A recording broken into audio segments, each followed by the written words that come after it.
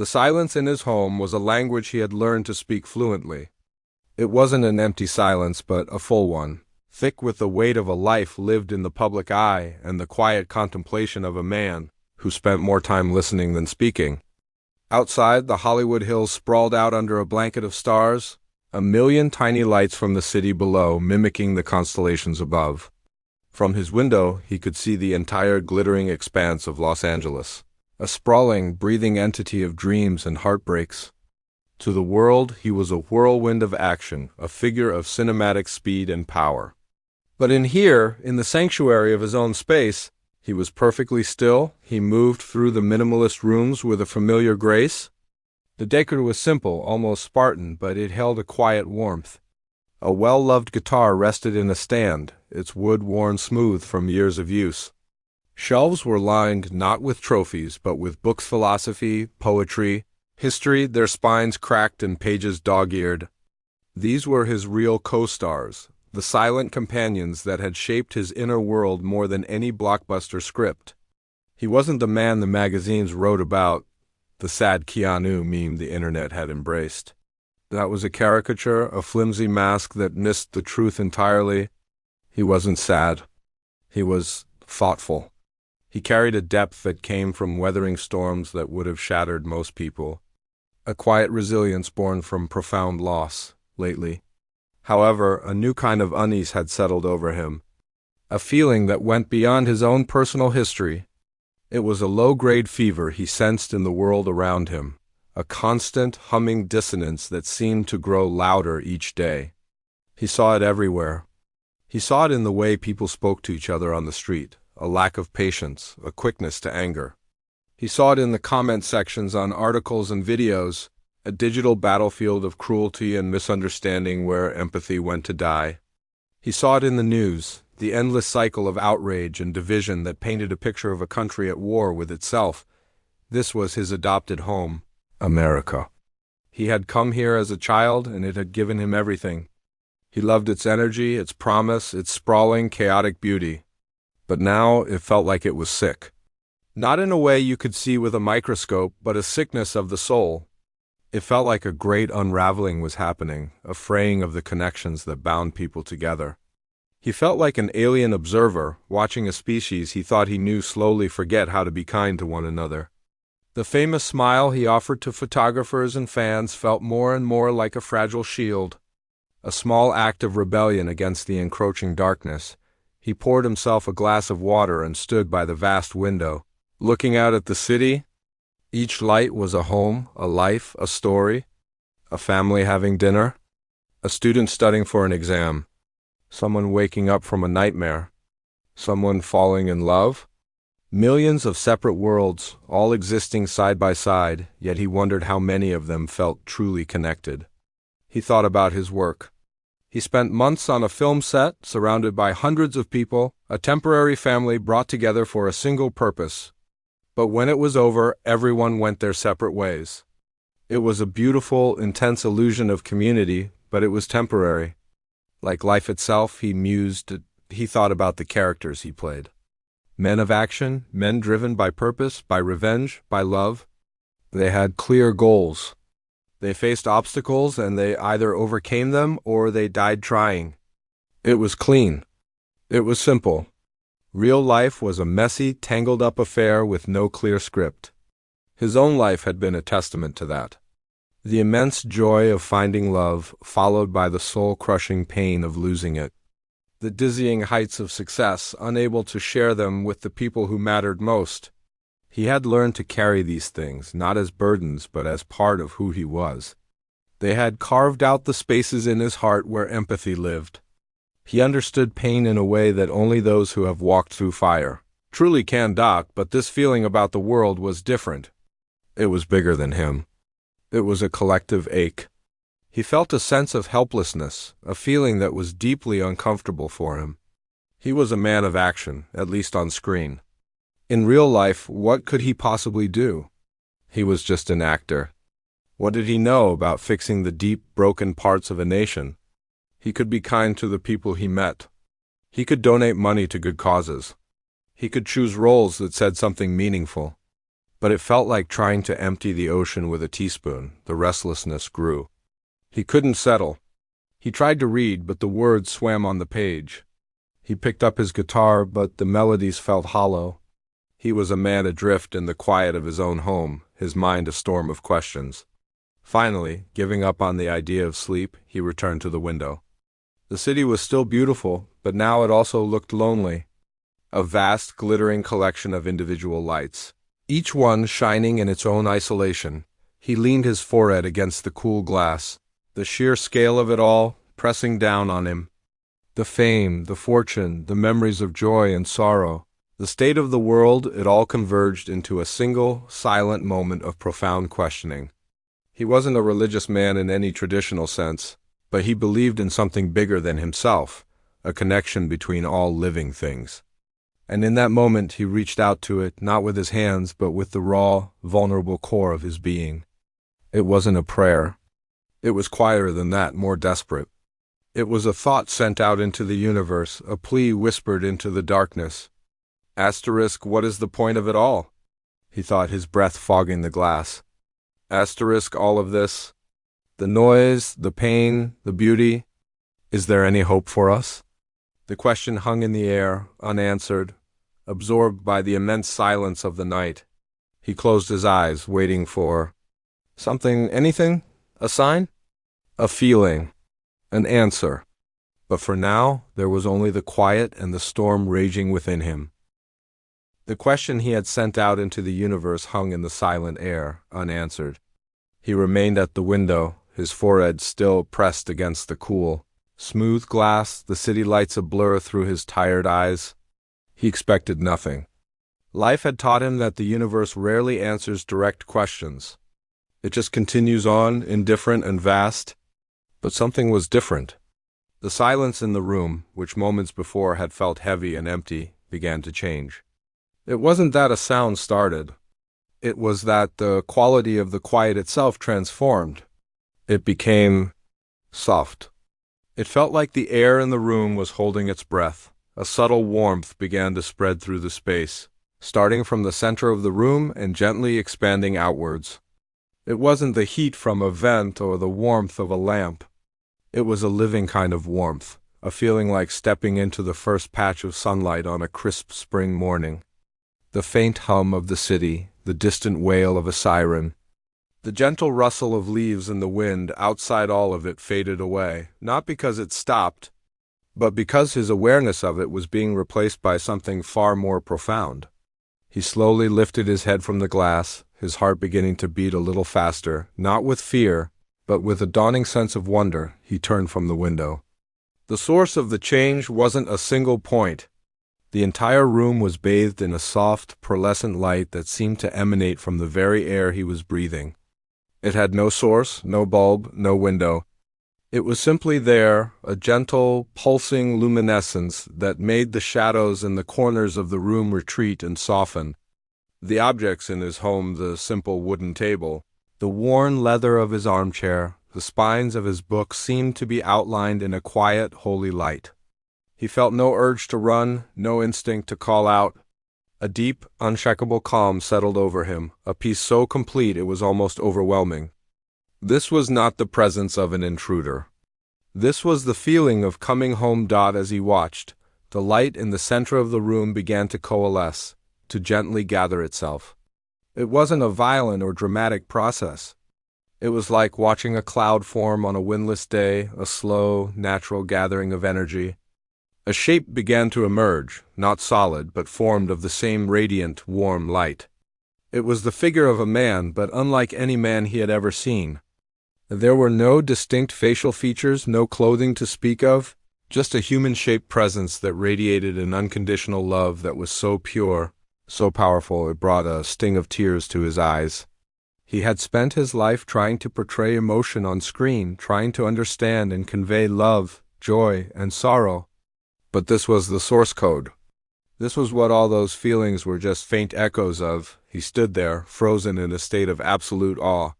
He, a man who had faced down cameras in front of thousands of screaming fans, who had stared down digital demons and agents in bullet time, felt utterly and completely small, but not in a bad way. He felt like a single drop of water, realizing it was part of a vast, endless ocean. The figure did not speak.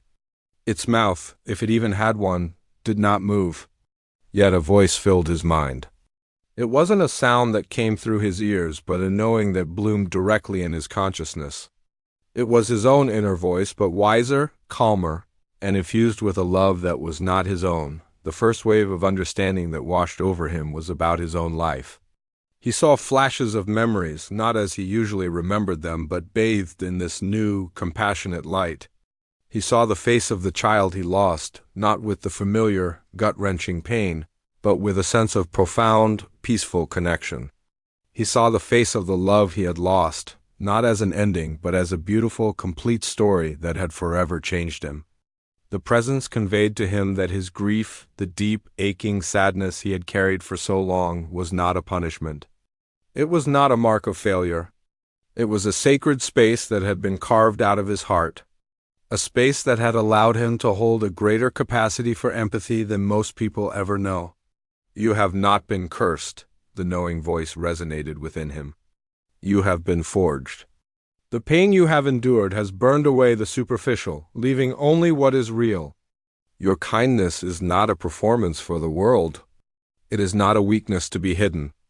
It is the truest reflection of your soul, polished by the hardest of stones." He felt a weight he hadn't even realized he was carrying begin to lift. The quiet melancholy that had been his constant companion for years, the thing the world had misinterpreted as sadness, was suddenly seen for what it was, a deep well of understanding. He had always felt different, set apart by his experiences. Now he understood that his path had given him a unique gift.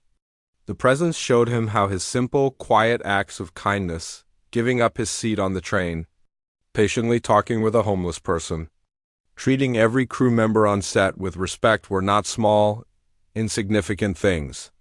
They were ripples. They were the authentic expression of the love and loss he had carried. The voice continued, gentle but firm. "You seek solace in the quiet, and you believe it is a place of loneliness. But you are wrong. The quiet is not an absence. It is a presence. It is where you can finally hear the world's heart, beating in time with your own. Do not run from the silence. Embrace it.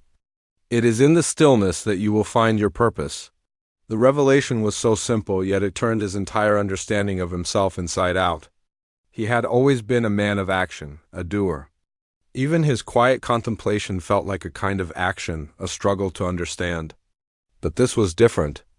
This was an invitation to stop struggling, to just be, to listen. The figure before him seemed to pulse with this message, a silent encouragement to let go of the need to control, to fix, to understand everything, and to simply exist in the flow of a greater love. Then, as gently as it had arrived, the presence began to recede. The light did not snap off. It faded slowly, like the embers of a fire dying down at the end of a long evening.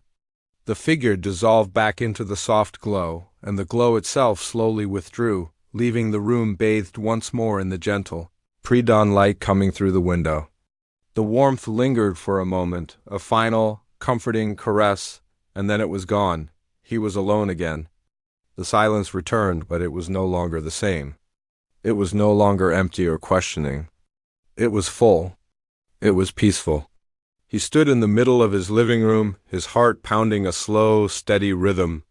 He looked at his hands, then at the clock on the wall. Only a few minutes had passed. He looked around the room. Everything was exactly as it had been. The glass was still on the counter. His book lay face down on the armchair. Nothing had been disturbed. A wave of doubt, cold and sharp, washed over him. Was he dreaming? Had he fallen asleep at the window? Was his mind, worn down by grief and exhaustion, finally playing a trick on him? He walked to the kitchen and splashed cold water on his face. The shock of it was real. He looked at his reflection in the dark window. He looked the same, but he felt completely different. The ache in his chest, the one that had been his constant companion for 2 decades, was gone. In its place was a lightness, a sense of unshakable peace that settled deep into his bones. It wasn't a memory of a feeling. It was the feeling itself, a tangible physical reality. He knew, with a certainty that defied all logic, that it hadn't been a dream. He had been visited. He had been seen. And for the first time in a very long time, he was not alone. The first light of dawn was not something he usually saw. His life was a rhythm of late nights and early mornings dictated by call times, not by the sun. But this morning was different. He was already awake, sitting in the same spot by the window, watching the sky shift from a deep, velvety blue to a soft, hopeful pink. The city below was beginning to stir, and the silence in the room was no longer a question. It was an answer. It was the same quiet as before, but now it felt filled, as if the presence from the night before had left a part of itself behind, a gentle, humming resonance of peace. He went about his morning routine in a daze. The simple act of making coffee felt sacred. The rich aroma filling the kitchen seemed more real than it ever had. He sipped the dark liquid, and it wasn't just a drink. It was a warmth that spread through him, grounding him in the reality of the new day. He looked at his hands, the same hands that had held guns and fought imaginary villains, and saw them as instruments of a new, quieter purpose. The memory of the visitation was not a fading dream. It was a solid, unshakable thing inside him, a foundation of certainty upon which he now stood. The ache was gone. In its place was a profound and unshakable calm, but this new state of being was immediately put to the test. A car arrived to take him to the film set. As he drove through the waking streets, the world he had been seeing for years now looked different. The billboards, with their desperate pleas for attention and consumption, seemed garish and loud. The traffic, a river of individual metal boxes, each carrying a person isolated in their own world, felt like a physical manifestation of the loneliness he had been shown. He saw a woman in the car next to him, her face illuminated by her phone, her expression a mixture of anger and frustration as she typed furiously. He felt a pang of empathy for her, for the invisible battle she was fighting in her own small world. Arriving on the film set was like stepping into another universe. It was a world of controlled chaos, a place of immense effort and artifice, all dedicated to creating a lie. The air buzzed with the sound of generators, the shouts of crew members, and the crackle of walkie-talkies. He was greeted with smiles and nods, the usual routine, but it felt distant, like watching a movie of his own life. He was surrounded by hundreds of people, a temporary army working towards a common goal, yet he had never felt more alone. He saw the stress on the director's face, the exhaustion in the eyes of the lighting crew, the bored impatience of a young actor waiting for his scene. Each person was an island of their own concerns, their own worries, their own quiet desperations. He went through the motions. He put on the costume, a familiar weight that now felt like a costume in a deeper sense. He stood on his mark, he said his lines, he hit his cues. He was a professional, and his body knew what to do even when his mind was somewhere else entirely. But the work, which had once been a source of pride and purpose, now seemed trivial. They were filming a scene of high-stakes drama, a life-or-death struggle.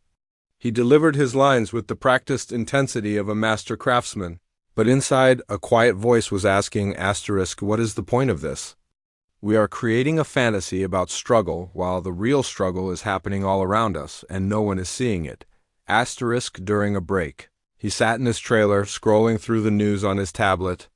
It was a mistake. The story screamed at him.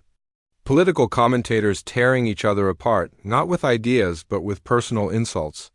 Reports of communities divided over issues that seemed to be fueled more by anger than by understanding. Social media feeds filled with curated perfection and bitter resentment. He saw the sickness he had been shown in its most acute form. It wasn't just a feeling anymore. It was a data point, a headline, a comment section. It was a nation shouting itself hoarse, each person convinced they were right, each person feeling more and more isolated in their own righteousness. He tried to talk about it in a small way. He was having coffee with a younger actor, a talented person full of ambition. He saw the flicker of stress in the young man's eyes and asked him gently if he was happy. The question seemed to throw him off. He gave a practiced answer about being grateful for the opportunity, about the excitement of the project. It was a good answer, a professional answer, but it wasn't a real answer. The young man then immediately changed the subject, asking for advice on how to handle a particular scene, pulling the conversation back to the safe, technical world of their job. He saw the wall go up. He saw the fear in the other person's eyes of a real, unscripted human connection. He let it go, offering the advice that was asked for. But the moment left him feeling even heavier. The weight of his secret began to press down on him. It was no longer just a personal revelation. It was a responsibility. He had been shown the truth, or at least a deeper truth. He had been given a glimpse behind the curtain of the world's pain. And now what? He was supposed to go back to pretending to be someone else? He was supposed to just smile and nod while the world continued to unravel? He felt like a doctor who had been given a cure for a plague but was locked in a room with no way to get it to the people. What good was this profound peace and understanding if it was trapped inside him? The days turned into a week. The feeling of isolation grew. The peace from the visitation was still there, a deep, quiet reservoir inside him, but it was harder to access. The noise of the world, the anger and the disconnection was like a constant static, threatening to drown it out. He found himself retreating even more. He ate his lunches alone in his trailer. He avoided the usual social gatherings after work. He needed the quiet, not just to find peace, but to think, to wrestle with the enormous question that now loomed over his life. Why me? What am I supposed to do with this? He felt a sense of urgency building, a quiet alarm bell ringing in his soul. The message wasn't just for him. The revelation about his own life was a gift, a personal healing. But the understanding of the world's sickness felt like a warning, a call to action. But what action? He was just an actor. He wasn't a politician or a spiritual leader. People listened to him talk about movies, maybe, but they wouldn't listen to him talk about the soul of a nation. They would dismiss him as another celebrity with a messiah complex. He had no platform for this kind of truth. No way to speak it that wouldn't be twisted and mocked. One evening, after a long, grueling day of filming a particularly violent and pointless-seeming action sequence, he sat in the dark of his trailer long after everyone else had gone home. He looked at his reflection in the black screen of his tablet. He saw the familiar face, the face the world knew, but he knew the man inside was irrevocably changed. He was carrying a secret that was too big for one person to hold. The initial joy and peace of the visitation had curdled into a heavy, crushing burden. He felt a profound sense of helplessness, a feeling that was deeply uncomfortable for a man who was supposed to be a hero. He was a watchman who could see the fire approaching, but he had no bell to ring. He was alone with the knowledge, and the knowledge was breaking his heart. The film wrapped. The final day on set was a blur of handshakes, forced smiles, and a hollow feeling that settled deep in his chest. He had done his job, played his part, and everyone agreed it was some of his best work. But it felt like a lie. He was an actor playing an actor. A man who had seen a profound truth spending months creating a beautiful, meaningless illusion. The weight of the secret he carried had become a physical thing, a constant pressure on his lungs that made it hard to breathe. The city, once a place of anonymous wonder, now felt like a cage of noise and desperation. He couldn't walk down the street without seeing the sickness he had been shown, the averted eyes, the impatient sighs, the thousands of people walking together. Yet utterly alone, he knew he couldn't stay in his Hollywood Hills home. The silence there, once a sanctuary, was now filled with the ghost of that first visitation, a reminder of the peace he felt but could no longer fully access. It was too close to the world that was causing him so much pain. He needed to get away, to go somewhere so quiet that the noise inside his own head would finally have to speak. He made a call, and within a day, he was on a plane, then in a car, and finally on a long, bumpy dirt road that led to a small, isolated cabin nestled deep in a vast, ancient forest. The cabin was simple, made of rough-hewn logs, with a stone fireplace and a single window that looked out onto a wall of towering pines. There was no television, no Wi-Fi, and his phone had no signal. It was perfect. For the first few days, he did nothing. He just existed. He walked through the forest, the scent of damp earth and pine needles filling his senses. He listened to the wind rustling through the canopy and the chatter of squirrels. He built a fire every evening and watched the flames dance, trying to lose himself in their simple, primal beauty. But the peace he sought wouldn't come.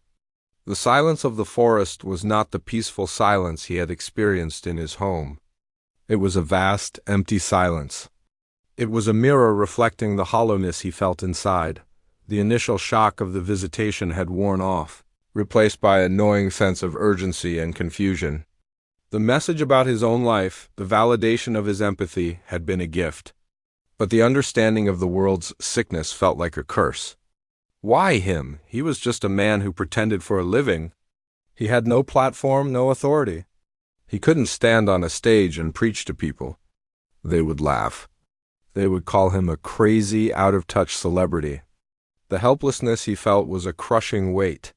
He was a man carrying a bucket of water for a city on fire. With no way to find the fire, he spent his days in a state of quiet desperation. He would sit for hours on the cabin's small porch, staring into the impenetrable green of the woods, wrestling with the same questions over and over. He wasn't just thinking, he was pleading. He would talk out loud to the empty trees, his voice raw with emotion. "What do you want from me?" he would ask the silent forest. "Why show me this if I can't do anything about it? I'm just one person. I don't know what to do." The silence offered no reply. The feeling of being chosen had curdled into the feeling of being abandoned. The gift had become a burden he felt he was destined to drop. One evening, a storm rolled in. The sky turned a dark, bruised purple, and the wind began to howl through the trees, a wild, mournful sound. Rain lashed against the windows of the small cabin, and thunder cracked so close it shook the very floor beneath him. He had built a fire, but it seemed to be losing the battle against the encroaching cold and damp. He felt a kinship with the storm. It was a reflection of the turmoil raging inside him. He sat on the floor in front of the hearth, the only light in the room coming from the struggling fire, and he finally broke. He didn't shout or cry out. He just curled in on himself, a man defeated not by a physical enemy but by the sheer, overwhelming weight of a truth he couldn't share and a purpose he couldn't fulfill. He closed his eyes, and in the quietest voice he could muster, he sent one last, desperate thought into the raging storm. "Please," he whispered. "I can't do this alone. I need to understand." And then everything changed. Just like before, it wasn't a sound, but a change in the quality of the silence. The raging storm outside seemed to fade into a distant, muffled roar. The air in the small cabin grew warm, and the struggling fire was suddenly dwarfed by a soft, gentle light that began to fill the room. It was the same pearlescent, sourceless radiance as before. He slowly lifted his head, his heart pounding with a mixture of fear and desperate hope. The figure formed in the center of the room, the same radiant, human-shaped presence of immense love. But this time it felt different. The love was still there, a foundational current of pure acceptance, but now it was layered with a profound sense of gravity and urgency. This was not a gentle, personal visitation. This was a council meeting. He didn't speak. He just knelt there on the floor, a humble student ready to receive the lesson. The presence communicated directly into his consciousness, the voice calm and clear, cutting through all his confusion and fear. "The wound in America is not what you think it is," the voice resonated within him. "Its greatest sin is not its anger or its division or its greed. Its greatest sin is its profound and crippling loneliness." The statement hit him with the force of a physical blow. It was so simple, yet it explained everything. The voice continued, painting a picture with words that were both stark and deeply compassionate. "You have built a society that prizes individualism over community. You celebrate the self-made man, but you forget that no man is self-made. You have forgotten how to need each other. You speak to each other through screens, believing you are connected, but you are just lonely people in separate rooms, shouting into the void, hoping someone, anyone, will shout back." He saw images in his mind, not his own memories, but glimpses into the lives of others. A teenager in a dark room, lit only by the glow of a monitor, his face a mask of anger as he typed insults to strangers. An elderly woman in a pristine apartment, surrounded by photographs of people she hadn't spoken to in months. A businessman in a luxury car, stuck in traffic, his jaw tight with stress, screaming at a car that has cut him off. Each of them, in their own way, profoundly and desperately alone. "You have mistaken wealth for success," the presence continued, its tone unwavering. "You have mistaken entertainment for joy.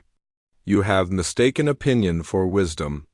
You consume endless content but are never nourished. You have thousands of friends but no one to call at 3 a.m. when your soul is aching. The shouting you hear on your news, the hatred you see online, that is not the sound of a strong nation. It is the sound of millions of lonely people, terrified of the silence within themselves. They are not angry at each other. They are afraid." The revelation was shocking in its simplicity and its absolute truth. All the complex problems of the world, politics, economics, social strife, all of it could be traced back to this single, fundamental root cause: a lack of real, authentic connection. A spiritual famine in a land of material plenty. The test for this nation, the voice concluded, a sense of finality in its tone, is not which political side wins or which ideology triumphs. The test is whether its people can remember how to be neighbors again. Can they remember how to share a meal, to look each other in the eye, to listen without planning a response, to offer help without expecting anything in return? Can they remember that the greatest strength is not found in standing alone, but in standing together?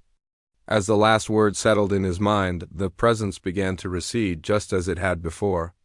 The light slowly faded, the warmth subsided, and the sound of the storm rushed back in. But the silence that remained was no longer empty. It was filled with a clarity so sharp it was almost painful. He was left kneeling on the floor of the small cabin, the fire crackling back to life, his mind reeling from the sheer scale of what he had just been told. He was no longer confused. He was no longer helpless. He was a man who had just been given the diagnosis for a dying patient, and with it the faintest glimmer of a cure. The burden was still there, heavier than ever, but now it had a shape. It had a name. And he knew, with a certainty that chilled him to the bone, that he had to do something about it. The storm passed as quickly as it had arrived, leaving behind a world washed clean. The morning sun broke through the canopy of the forest, filtering through the wet leaves and painting the cabin in soft, dappled light. The air was crisp and smelled of pine and damp earth. He sat on the porch, a steaming mug of coffee in his hands, watching a single, determined bird building a nest in the branches of a nearby tree. The frantic, desperate energy of the past few weeks was gone. In its place was a quiet, unshakable resolve. The question was no longer what he had to do, but how that he knew with absolute certainty that a press conference was out of the question. To stand on a stage and declare, "Jesus appeared to me and told me America is lonely," would be an act of profound arrogance. It would turn a sacred, personal experience into a public spectacle, a soundbite to be debated and mocked on the very news shows that were symptoms of the disease. The message wasn't for him to preach from a pulpit. It was for him to live. His life was to become the sermon. His return to the city was a conscious re-entry into a different world. The drive back from the cabin was no longer a journey of escape, but a mission. He saw the other drivers on the road not as obstacles, but as individuals, each carrying their own unseen burdens of isolation. He saw the billboards and the storefronts not as just part of the landscape, but as part of the noise that distracted people from the quiet ache inside them. He felt a new kind of compassion, a deep, abiding empathy for a world he now understood on a fundamental level. The first changes were quiet, almost invisible. He didn't start a new foundation with a big, flashy launch. Instead, he began to use his immense wealth in a more deliberate, targeted way. He instructed the team that managed his finances to find projects that weren't just about charity, but about connection. They funded the renovation of a rundown community center in a forgotten part of the city, not just with a check, but with a condition: it had to include a large communal kitchen where people could cook and eat together. He financed a program that brought artists and musicians into senior living facilities, not just to perform, but to collaborate with the elderly residents, creating stories and songs together. He became the anonymous benefactor of a network of small independent bookstores, creating spaces where people could gather and share ideas, not just buy things. These weren't grand, sweeping gestures. They were small, targeted acts of rebellion against the tide of loneliness. His work as an actor also took on a new dimension. He had always been thoughtful in his choices, but now his filter had changed. He was no longer just looking for a compelling character or a well-written script. He was looking for stories that served the message. He turned down a lucrative offer for a sequel to a mindless action film, a choice that surprised many in the industry.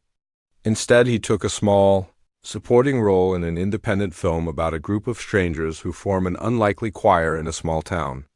He signed on to produce a documentary about the third places in society, the parks, libraries and public squares that are essential for a community but were rapidly disappearing. His career became less about building his own legend and more about using his platform to tell stories that reminded people of their shared humanity. But the most profound change was in the small, everyday moments. It was in the way he moved through the world. He had always been kind, but now his kindness was intentional. It was a mission. On a film set, he made a point of learning the names of every single crew member, from the director to the person who swept the floors. He would spend his lunch breaks not in his private trailer, but sitting with the lighting and sound crews, asking them about their lives, their families, their dreams. He truly listened, in a way that made people feel seen. One afternoon, they were filming a difficult crowd scene. The extras, who had been standing for hours in the hot sun, were getting restless and irritable.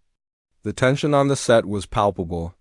The director was getting frustrated, the energy was bad, and the scene wasn't working.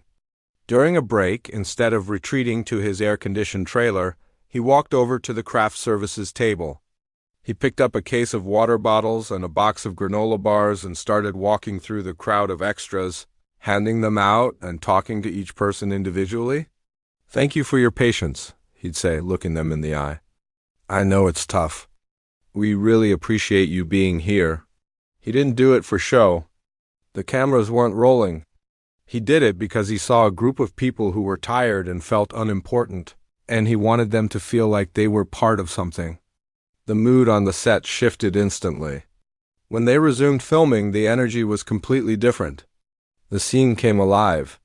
He hadn't said a word of dialogue, but he had directed the most important part of the scene, the human part. He never spoke of his visitations. He never tried to explain the why behind his actions. To the world, he was just Keanu being Keanu, the famously nice, eccentric actor. The internet would occasionally post a new video of him giving up his seat on the subway, or patiently posing for 100 selfies with fans. People would share it with a caption like, "He's such a good guy." But the reader now knows the truth. These were not random acts of kindness. They were deliberate, strategic, sacred acts. They were small, focused injections of connection into a world that was starving for it. He was fighting a spiritual war with the weapons of empathy and presence. The story concludes not with a grand finale, but with a quiet, simple scene. He is sitting alone in a small neighborhood cafe. He is not wearing a disguise, but no one is bothering him. He is just another person in the corner. A young woman at the table next to him is crying softly into her phone. She hangs up, her shoulders shaking. He watches her for a moment, his heart aching with the familiar pain of a fellow human being in distress. He doesn't stare. He doesn't make a big show of it. He simply catches the eye of the waiter and quietly points to the woman's table, mouthing the words, "Her coffee is on me." He then gets up, leaves a generous tip on his own table, and walks out of the cafe. He doesn't look back. He doesn't need to see her reaction or receive her thanks. The act itself was the point. He was a man carrying a shocking revelation, not broadcasting it, but weaving it into the fabric of the world, one quiet, deliberate human act at a time. He was fighting the national sickness of loneliness with the only cure he knew, authentic, unglamorous, and profound connection.